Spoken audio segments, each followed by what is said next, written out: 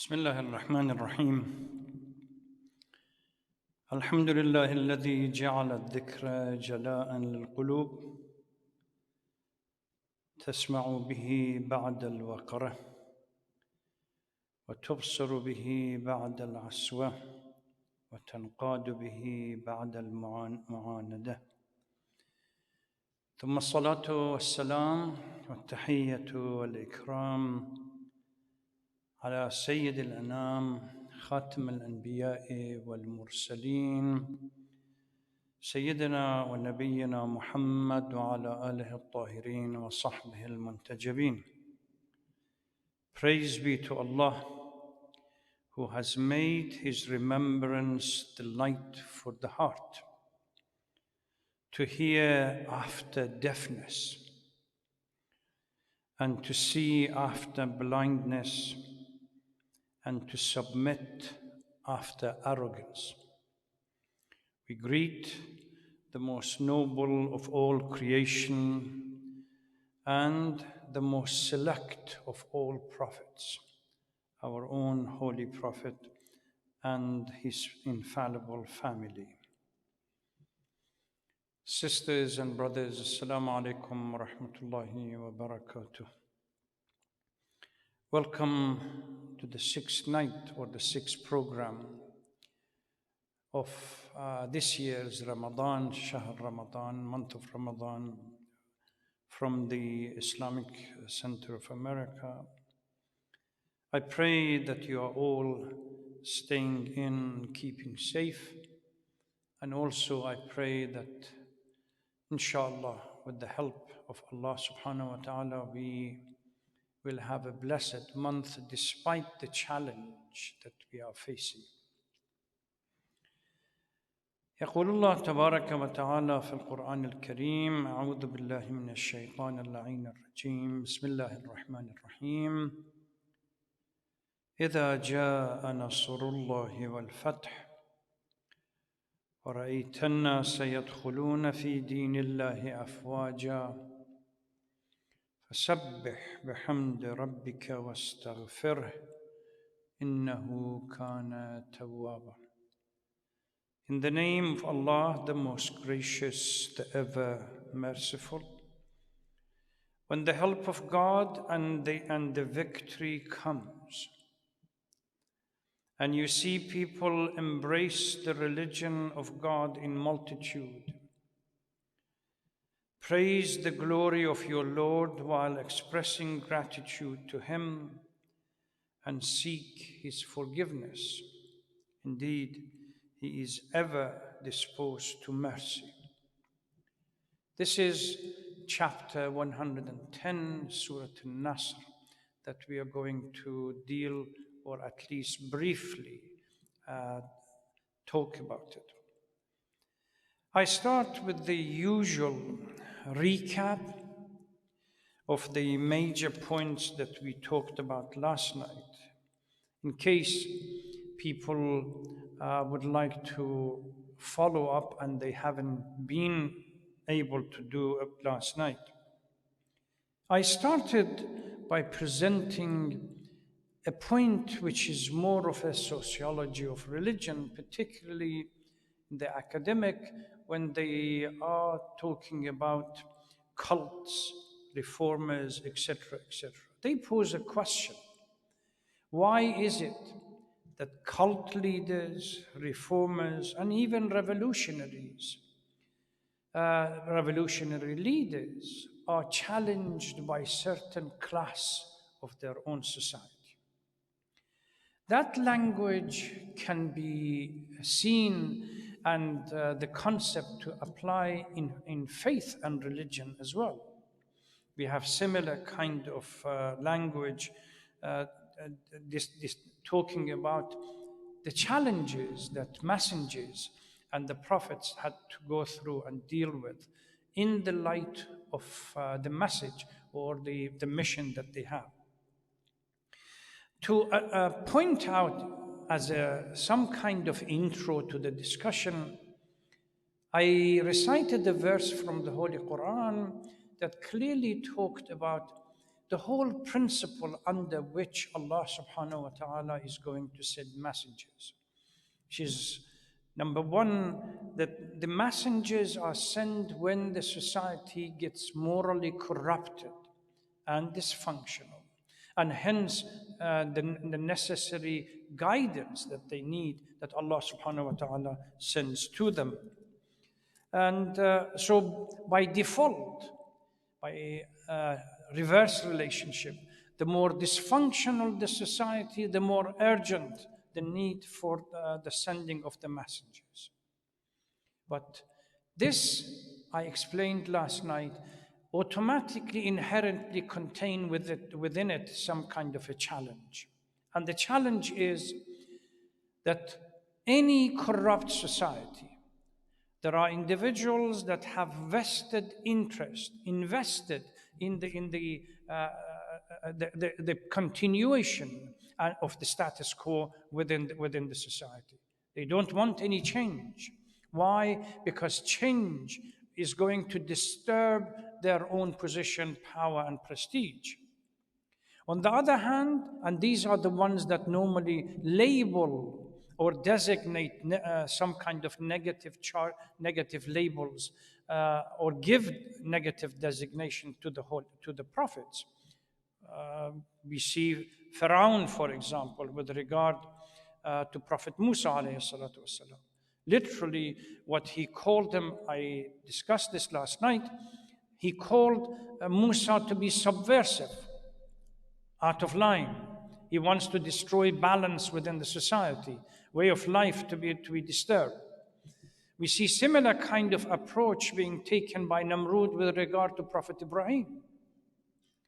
And similar kind of thing happened with regard to Prophet Isa.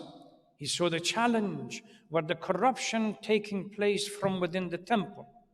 The temple that was supposed to be the refuge for the poor and the marginalized has become the cause of unequal distribution and inequity within the life. So this, and then the Prophet Isa went after the temple. Naturally, those who had an invested interest in it stood up, led to confrontation. In the case of the Holy Prophet, I pointed out, similar kind of tension existed, because Quraysh and idol worshipping and keeping of idols had invested too much power, wealth, and prestige in the idols and their services in the house of Allah subhanahu wa ta'ala in Kaaba. And they were not prepared to let go of anything or any messages or any messenger that would come that says that they want to reject the status quo and go against it. Again, I pointed out that in the context of Quraysh, 3 individuals name as unholy trio that came out constantly: Abu Jahl, Abu Lahab, and Abu Sufyan. And all of these 3 were major stakeholders within the continuation of idol worshipping and the presence of idol within the society.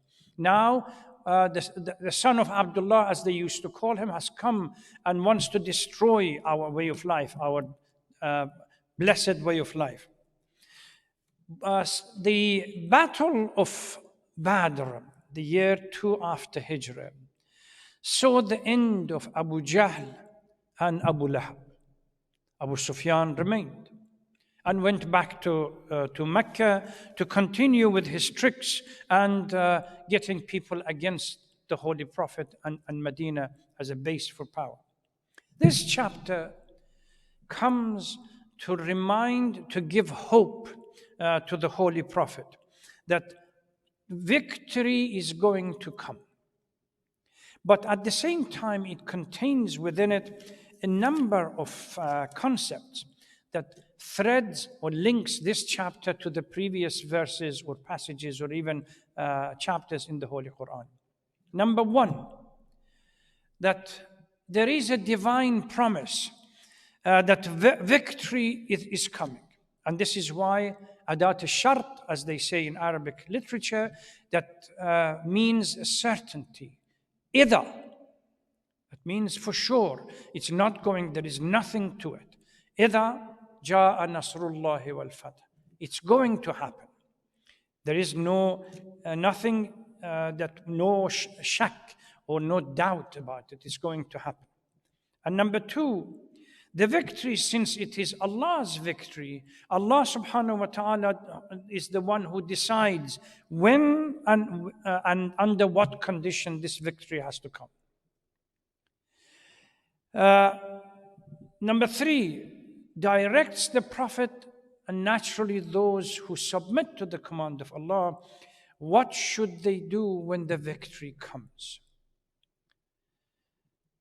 فَسَبِّحْ بِحَمْدِ رَبِّكَ وَاسْتَغْفِرْهُ إِنَّهُ كَانَ تَوَّابًا. Once you see the victory and you see the people coming towards Islam to embrace the new religion, your role as the true believers is to submit.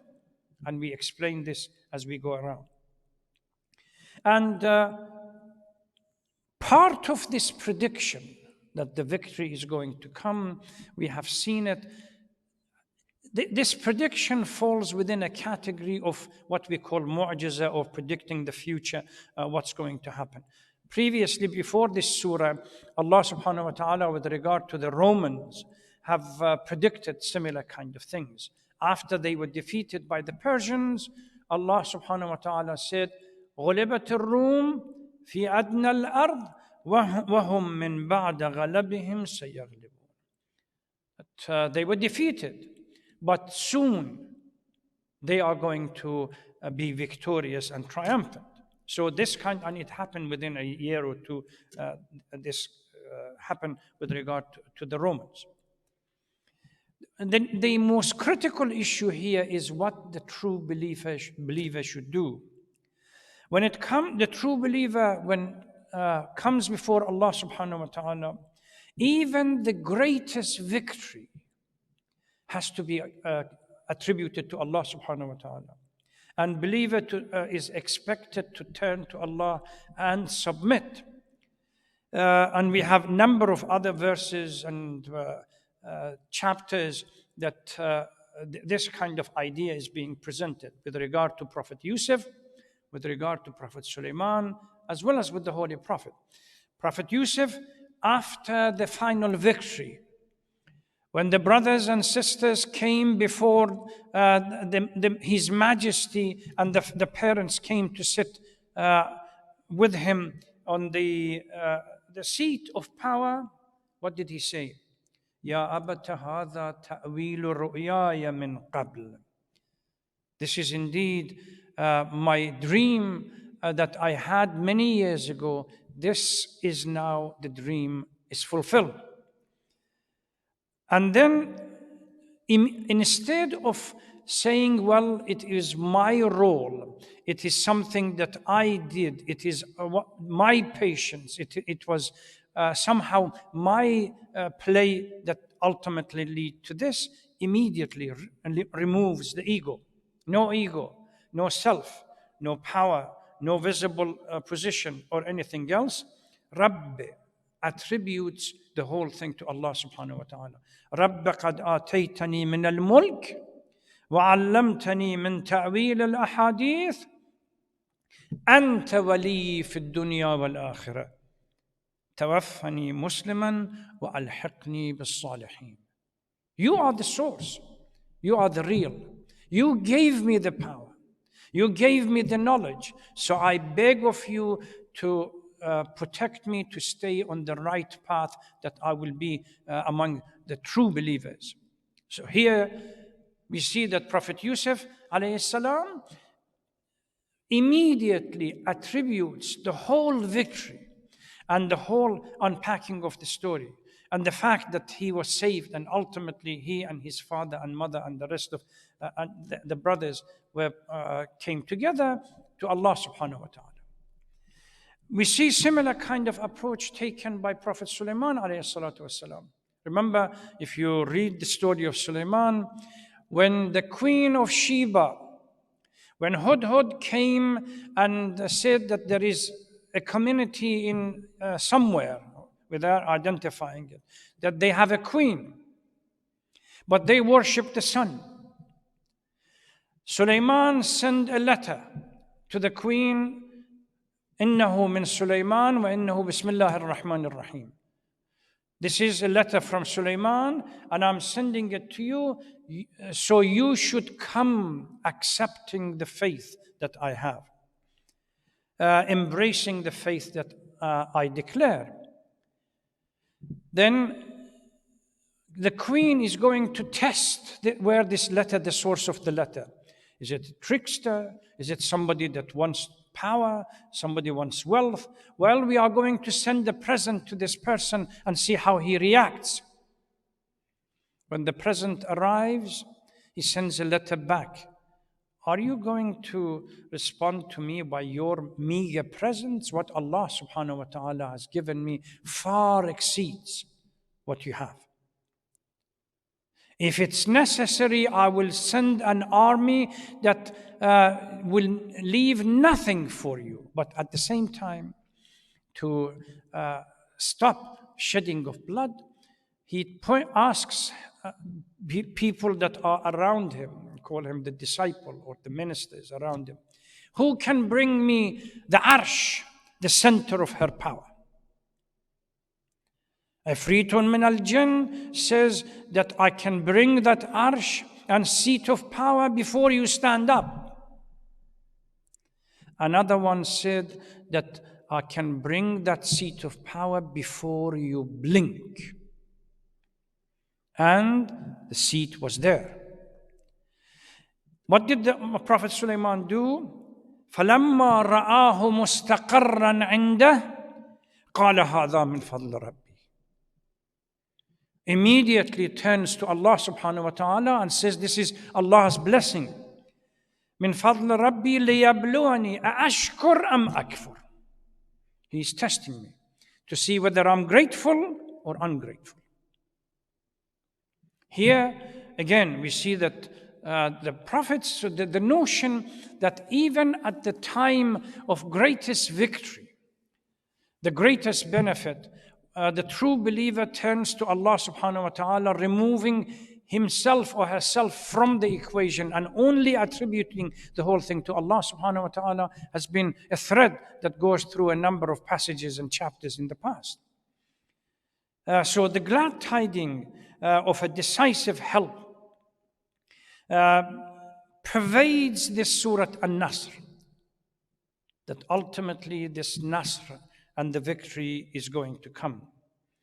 Mecca will be liberated, and people will embrace the religion, and the prophetic mission is going to come to an end once the house of Allah subhanahu wa ta'ala is cleansed from all idol, to become the symbol of Tawheed for the Muslim community and possibly for the world. Unfortunately, it was so until the Wahhabis came. That's a different story that we have to deal with.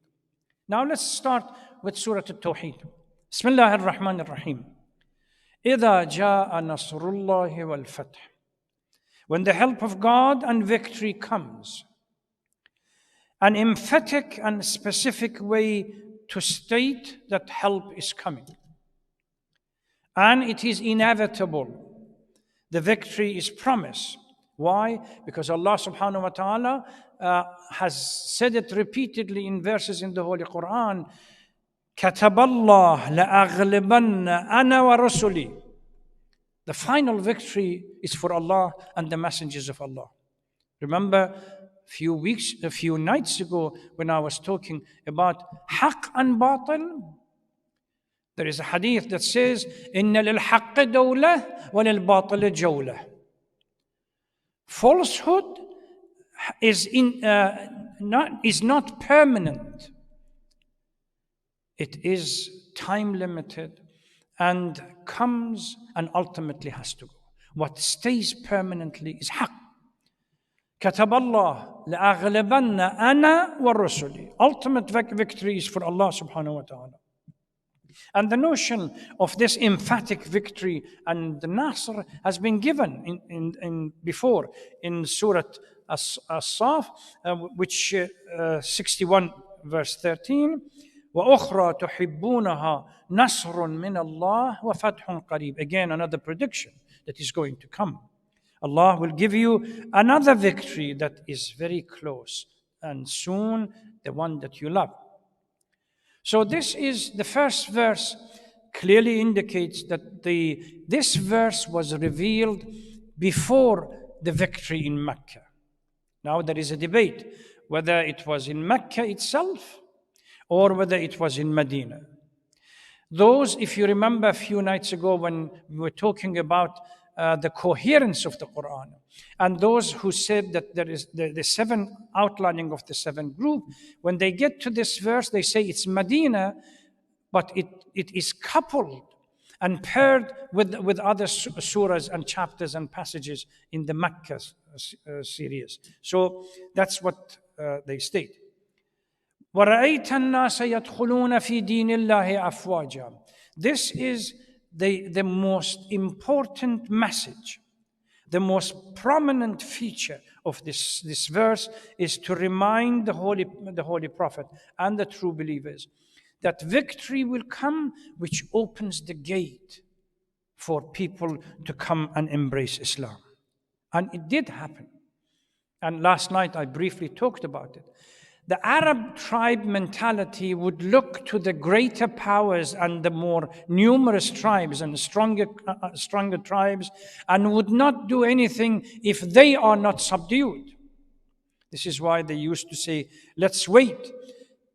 If Muhammad overcomes and neutralizes his own powerful clans and tribes, then he is a prophet, then we have to go to. And the victory in Mecca opened the door for the Holy Prophet. This is the most prominent issue and feature of the verse, that ultimately people are going to embrace Islam once Mecca is controlled and Quraysh, particularly Abu Sufyan and Bani Umayyah, are subdued and neutralized. فَسَبِّحْ بِحَمْدِ رَبِّكَ وَاسْتَغْفِرْهُ إِنَّهُ كَانَ تَوَّابًا. Praise His glory while expressing gratitude to Him and seek forgiveness. Indeed, He is ever disposed to mercy. I want now to move, the verse is this chapter finished, Sadaqallahu al-Aliyyul Azim. I want to go to the story of Fath Makkah. How did that happen? A few years or a year or so before Fath Makkah, which happened on some people say the 20th or the 21st of Ramadan, year 8th after Hijrah. The Holy Prophet decided to go to Mecca with his group, with his disciples, for not either pilgrimage or Umrah.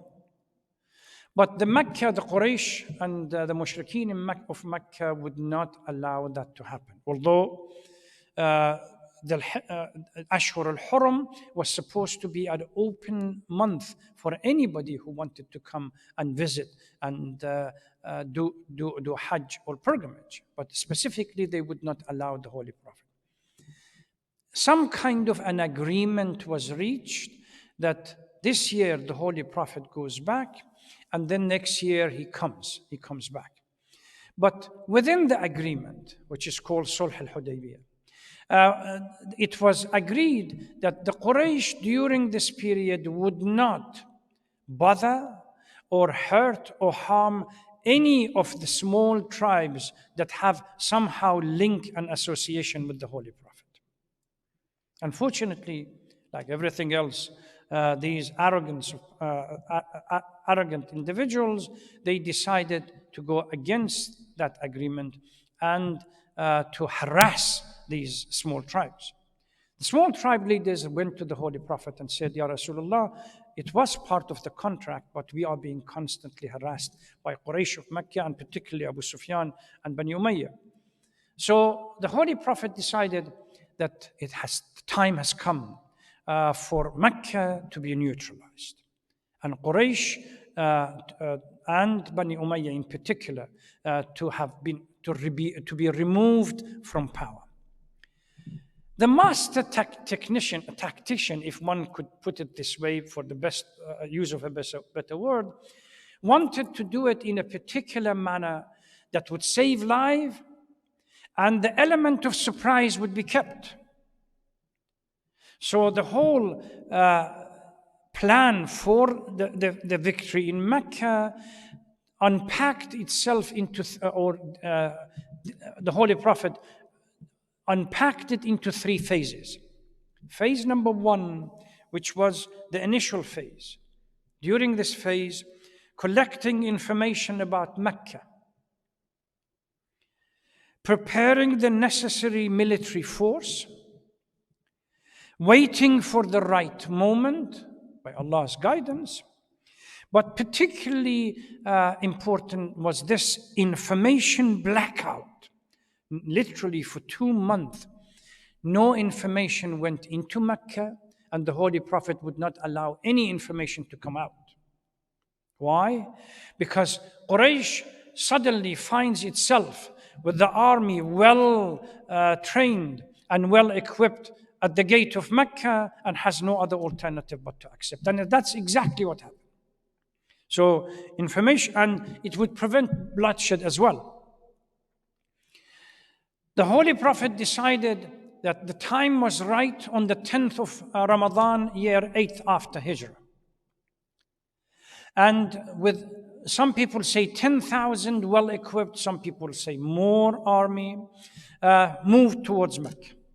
The distance was covered within 10 days. So around the 20th of Ramadan, year 8 after Hijrah, this was the time when the Holy Prophet got to or finally reached the desert around Mecca and settled.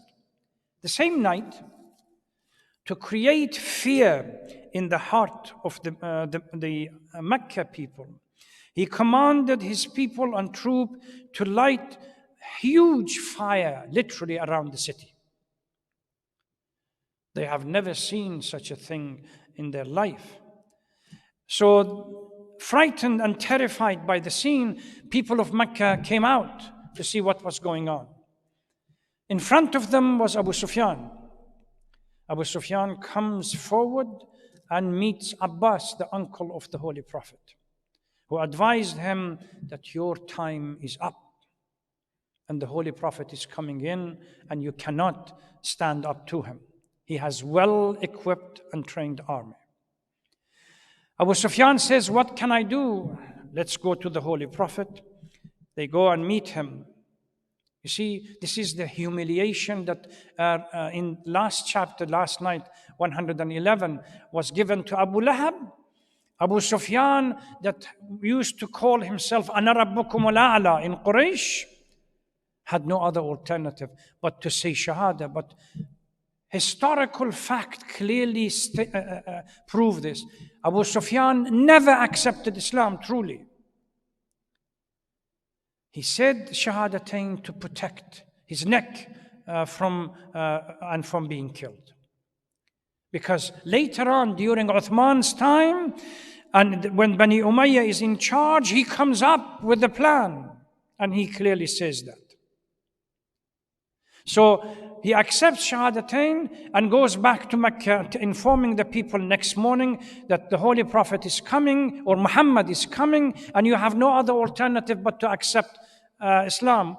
There are only 3 places that are safe for the people of Mecca. To pacify him, one of them was his own house. Anybody who goes to Abu Sufyan's house or Kaaba or stays inside their own houses, they are protected. Anybody else that comes out is considered to be an enemy. The Holy Prophet moves early in that morning of the 20th or the 21st to a place, an elevated place overlooking the city. There is a significance in this particular place, the Tawa. It's a hillside.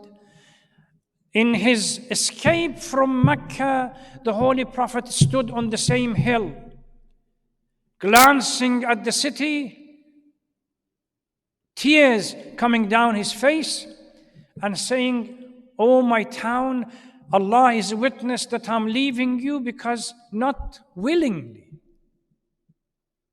I have to go to protect myself. It's Allah's command." Now, 8 years later, or close to 8 years later, he stands on the same hill, the city laid down in front of him. What does he do?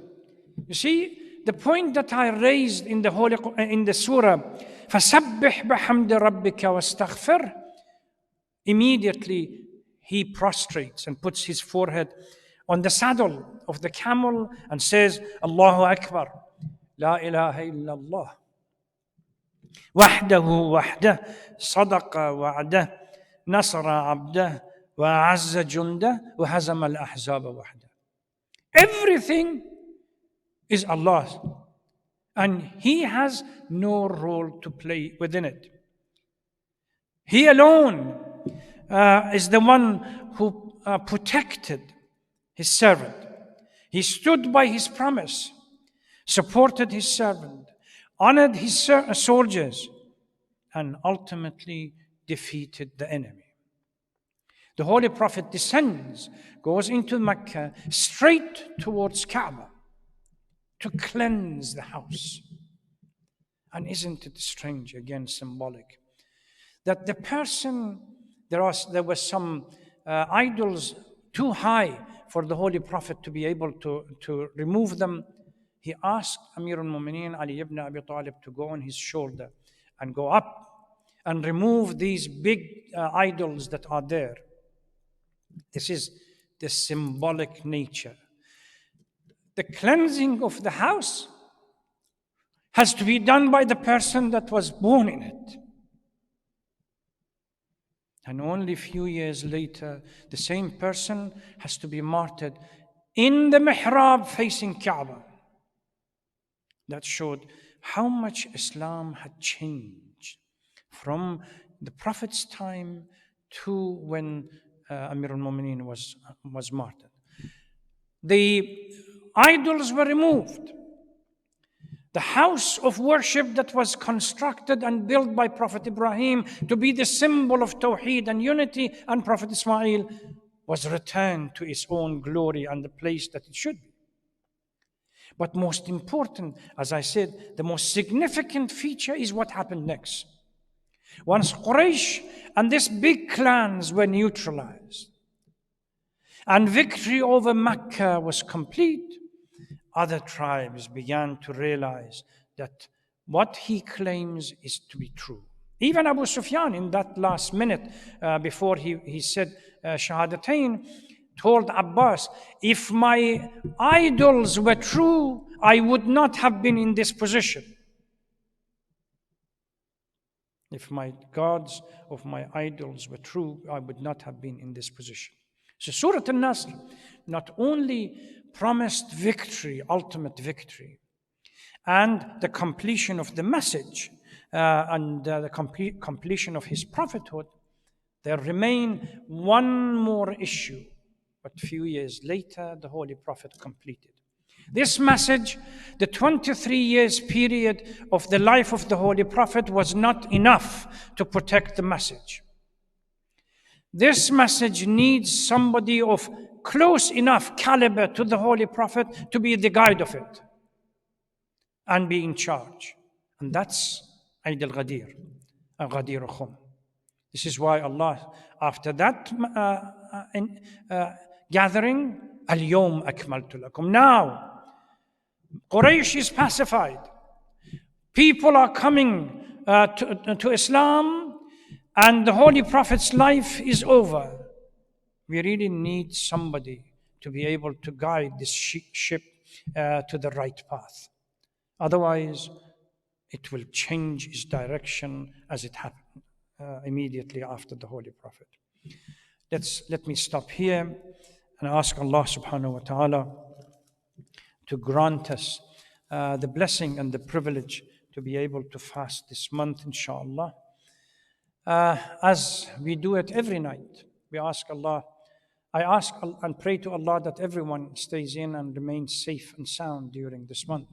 But yet, we shouldn't forget the sacrifice and the work that other people within our community, irrespective of what, where, how, where, and what background they have, there are a huge number of people that our safety depends on them. And we owe them debts of gratitude.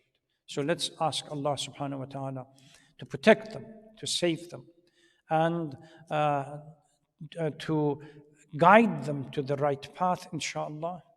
And please remember everyone else in your prayers. Thank you very much for listening. Wassalamu alaikum wa rahmatullahi wa barakatuh.